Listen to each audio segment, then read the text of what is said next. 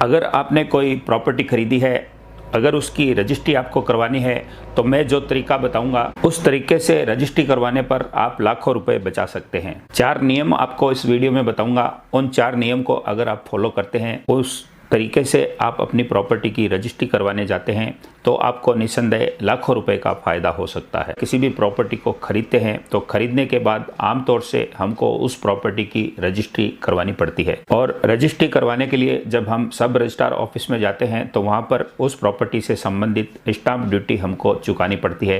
यानी कि रजिस्ट्री करवाने के बदले सरकार को हमको कुछ पैसा देना पड़ता है, कुछ रुपया देना पड़ता है, जो कि स्टाम्प ड्यूटी के रूप में सरकार हमसे लेती है। और इसके साथ साथ हमें कुछ डीड राइटिंग का पैसा खर्च करना पड़ता है, कुछ प्रोसेसिंग फीस होती है, उसको भी हमको देना पड़ता है। अब सवाल ये आता है कि ये स्टाम्प ड्यूटी की गणना किस तरह से होती है, इसकी काउंटिंग को कैसे किया जाता है। तो किसी भी प्रॉपर्टी की स्टाम्प ड्यूटी और रजिस्ट्रेशन फीस उस प्रॉपर्टी की मार्केट वैल्यू के हिसाब से होती है, या जो सरकार ने सर्किल रेट तय की है यानी कि डीएलसी दर तय की है, तो उस एरिया की जहां पर आप उस प्रॉपर्टी को खरीद रहे हैं मार्केट वैल्यू या डीएलसी वैल्यू पर स्टाम्प ड्यूटी की गणना की जाती है। और प्रॉपर्टी की साइज और एरिया के हिसाब से जब हम डीएलसी वैल्यू या मार्केट वैल्यू की स्टाम्प ड्यूटी की गणना करते हैं तो ये कई लाखों रुपए में चली जाती है। तो इस वीडियो में हम कुछ ऐसे तरीके आपको बताएंगे कि जो लाखों रुपए की आपकी स्टाम्प ड्यूटी सरकार को देनी होती है उसको आप कम कैसे करवा सकते हैं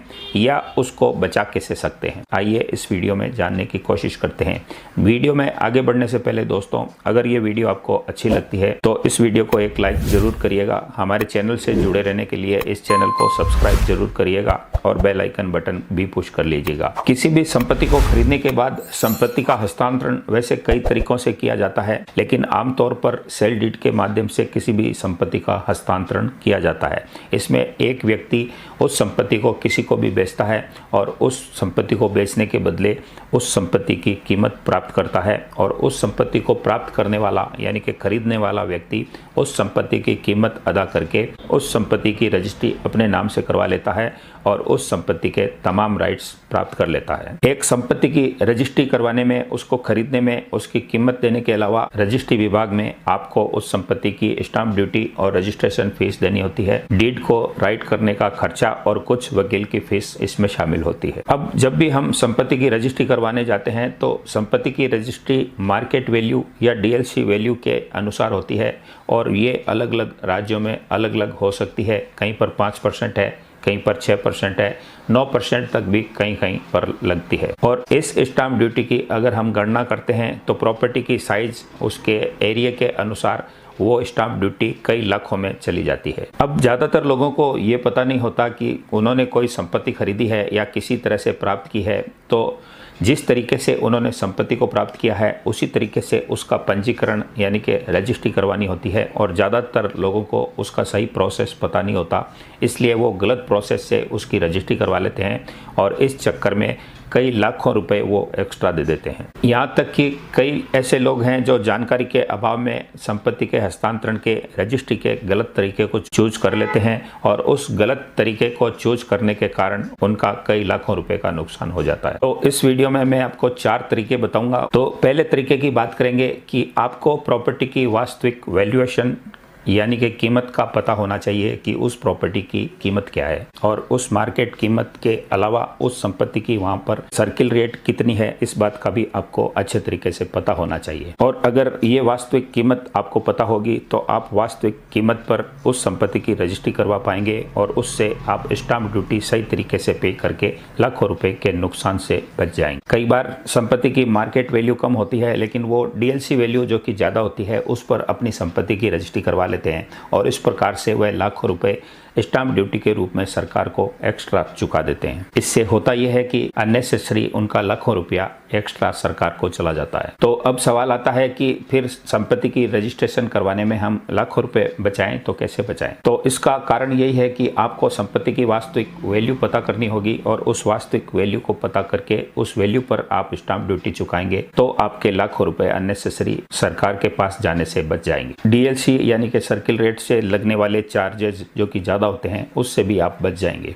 और चूंकि उसकी डीएलसी रेट ज़्यादा है और आपने वास्तविक रेट पर उस प्रॉपर्टी की रजिस्ट्री करवा ली, इसलिए जो डीएलसी रेट पर आपकी स्टाम्प ड्यूटी लगनी थी वह वास्तविक कीमत कम होने की वजह से आपके कम लगी, इसलिए आपके पैसे बच गए। इसलिए इसमें सीधा सीधा फंडा है कि किसी भी प्रॉपर्टी की रजिस्ट्री करवाने से पहले आप मार्केट रेट पता करें और उस एरिया की डीएलसी रेट को भी पता करें, और अगर डीएलसी रेट वहाँ की ज़्यादा है तो आप मार्केट रेट पर उस संपत्ति की रजिस्ट्री करवाएं। आप सब रजिस्ट्रार ऑफिस में जाकर अप्लाई कर सकते हैं आपकी संपत्ति की वह रजिस्ट्री मार्केट वैल्यू पर जो कि डीएलसी रेट से कम है उस पर करें।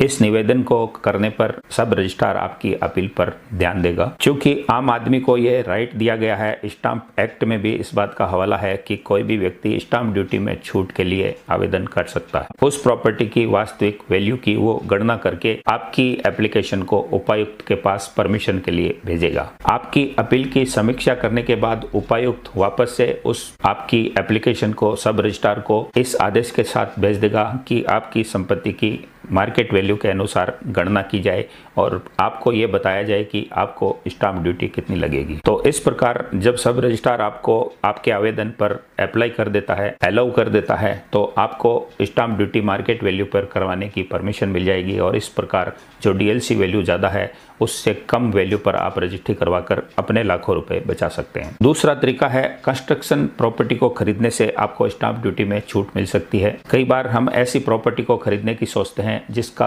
प्लॉट है लेकिन उस पर निर्माण होना बाकी है, यानी कि अंडर कंस्ट्रक्शन प्रॉपर्टी है। ऐसी किसी भी प्रॉपर्टी को खरीदते समय हम बिल्डर से 2 एग्रीमेंट बनवाते हैं। एक एग्रीमेंट उस प्लॉट के लिए होता है, दूसरा एग्रीमेंट उस चीज के लिए होता है कि वो भविष्य में आपको क्या क्या चीज कंस्ट्रक्शन करके निर्माण करवा के देने वाला है। तो जो पहला एग्रीमेंट प्लॉट का एग्रीमेंट होता है उसमें एक तरह से वो सेल एग्रीमेंट होता है। उस एग्रीमेंट में उस प्लॉट से संबंधित प्लॉट की साइज, प्लॉट का एरिया, प्लॉट के पास पड़ोस, कितने में आपको वो डील दी गई है और कितना पैसा आपने दिया है, ये तमाम शर्तों का उल्लेख उसमें किया जाता है। दूसरा एग्रीमेंट जिस बिल्डर के द्वारा आपको वो मकान या प्रॉपर्टी बना कर दी जा रही है उसकी डिटेल्स लिखी जाती है, किस साइज में कितना एरिया वो आपको किस प्रकार से बना के देगा, वो सारी डिटेल उसमें लिखी जाती है। तो उस सेल एग्रीमेंट में उस प्लॉट की कीमत और उस कंस्ट्रक्शन में होने वाली लागत भी मेंशन की जाती है। और इसके बजाय बिना पार्टीशन वाली जमीन यानी कि अनपार्टीशन्ड लैंड खरीदना काफी सस्ता पड़ता है। इसमें बिल्ट अप एरिया के लिए किसी भी तरह की रजिस्ट्रेशन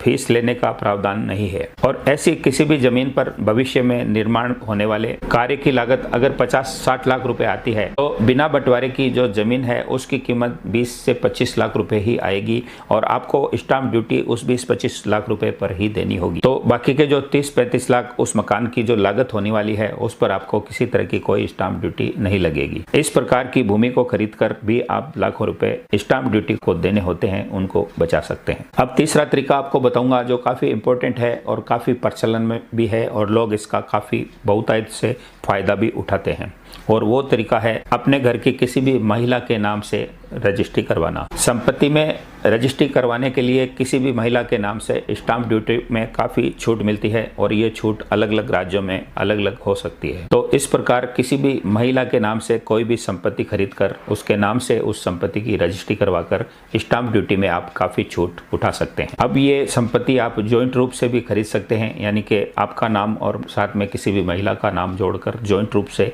आप उस संपत्ति की रजिस्ट्री करवा सकते हैं, या आपके घर की किसी भी बहन, बेटी या पत्नी या माता के नाम से भी उसकी रजिस्ट्री करवा सकते हैं। इस प्रकार से की गई रजिस्ट्री में आपको स्टाम्प ड्यूटी पर भी छूट मिलती है और इसमें रजिस्ट्रेशन पर भी छूट मिलती है। और ये छूट स्पेशली राजस्थान, दिल्ली, पंजाब, हरियाणा आदि राज्यों में स्पेशली दी जा रही है। अब अलग अलग राज्यों में रेजिडेंशियल भूमि यानी कि आवासीय भूमि और कमर्शियल भूमि यानी कि व्यावसायिक प्रॉपर्टी पर स्टाम्प ड्यूटी की दरें भी अलग अलग हैं। अब अगर हम स्टाम्प ड्यूटी महिला के नाम पर कितनी लगती है दिल्ली राज्य की अगर बात करें तो पुरुष के नाम से दिल्ली राज्य में रजिस्ट्री करवाने पर 6% के हिसाब से स्टाम्प ड्यूटी लगती है, और वहीं पर महिला के नाम से अगर हम रजिस्ट्री करवाएं तो वो 4% के हिसाब से लगती है, यानी कि 2% स्टाम्प ड्यूटी में छूट महिला के नाम से मिलती है। वहीं हम राजस्थान राज्य की बात करें तो वहाँ पर पुरुष के नाम से तमाम रजिस्ट्रेशन फीस स्टाम्प ड्यूटी को मिलाकर 8.8% पुरुष के नाम से स्टाम्प ड्यूटी लगती है।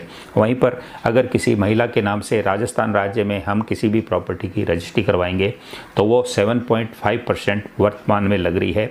इस प्रकार 1.3% स्टाम्प ड्यूटी महिला के नाम से राजस्थान में अभी आप अगर रजिस्ट्री करवाते हैं तो आपको छूट मिल सकती है, और इसको गवर्नमेंट हर साल रिवाइज भी करती है। अगर आप रेजिडेंशियल प्रॉपर्टी खरीद रहे हैं और उस पर आप स्टाम्प ड्यूटी चुका रहे हैं, टैक्स को भी बचा सकते हैं। इसके बाद चौथे पॉइंट की बात करें तो वो ये है कि अलग अलग राज्यों में प्रॉपर्टी की स्टाम्प ड्यूटी के लिए अलग अलग नियम हैं, तो आप उन नियमों को फॉलो करें और उन नियमों की जानकारी आप जरूर प्राप्त करें, क्योंकि आमतौर पर संपत्ति का रजिस्ट्रेशन का चार्जेज जो होते हैं वो गवर्नमेंट रिवाइज करती रहती है। अलग अलग गवर्नमेंट, कई बार हो सकता है पंजाब में छूट मिल रही हो, राजस्थान में नहीं मिल रही हो, कई बार राजस्थान में मिल रही हो लेकिन हो सकता है दिल्ली में आपको छूट नहीं मिले।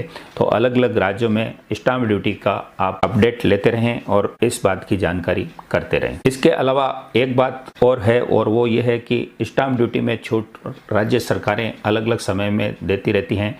स्पेशली मार्च में या सेशन की एंडिंग में ब्याज और पेनल्टी पर और स्टाम्प ड्यूटी में छूट का भी प्रावधान कभी कभी गवर्नमेंट के द्वारा किया जाता है। तो आपको अपडेट रहना है, आपको जागरूक रहना है और आपको इस बात का पता करते रहना है, न्यूज़पेपर वगैरह में देखते रहना है कि किस राज्य में कौन सी गवर्नमेंट ने स्टाम्प ड्यूटी में कितनी छूट प्रदान की है। आप उस छूट का फ़ायदा उठाकर उस समय में अपनी प्रॉपर्टी को खरीद सकते हैं और उस वक्त अपनी प्रॉपर्टी की रजिस्ट्री करवा सकते। तो इस प्रकार ये 3-4 तरीके हैं जिन तरीकों को फॉलो करके किसी भी प्रॉपर्टी को खरीदने के बाद आप उसकी रजिस्ट्री करवाकर लाखों रुपए स्टाम्प ड्यूटी के रूप में बचा सकते हैं। क्योंकि स्टाम्प ड्यूटी राज्य सरकारों को राजस्व इकट्ठा करने का एक साधन है और ये सारी स्टाम्प ड्यूटी राजस्व के रूप में सरकार के खजाने को भरती है। इसलिए इस खजाने को त्वरित गति से भरने के लिए, जल्दी भरने के लिए और ज़्यादा भरने के लिए गवर्नमेंट उत्साहित करने के रूप में आमजन को छूट प्रदान करती है और आपको उस छूट का फायदा लेना चाहिए। इसके अलावा एक और तरीका है जो संपत्ति हस्तांतरण ब्लड रिलेशन में करते हैं, यानी कि पारिवारिक रिश्तों में अगर करते हैं तो उसमें कई सरकारें आपको स्टाम्प ड्यूटी फ्री करती हैं, यानी कि आपको 1 रुपया भी स्टाम्प ड्यूटी का चुकाना नहीं पड़ता। वो तरीका है गिफ्ट डीड के जरिए अपनी संपत्ति का हस्तांतरण करना। और ऐसी छूट देने में राजस्थान, पंजाब, हरियाणा, उत्तर प्रदेश किसी भी तरह की रजिस्ट्रियों में छूट प्रदान करते हैं। तो अगर आप अपने किसी नजदीकी रिश्तेदार ब्लड रिलेशन में किसी भी संपत्ति का हस्तांतरण करना चाहते हैं तो आपको सेल डीड के रूप में लाखों रुपए स्टाम्प ड्यूटी के रूप में चुकाने की जरूरत नहीं है।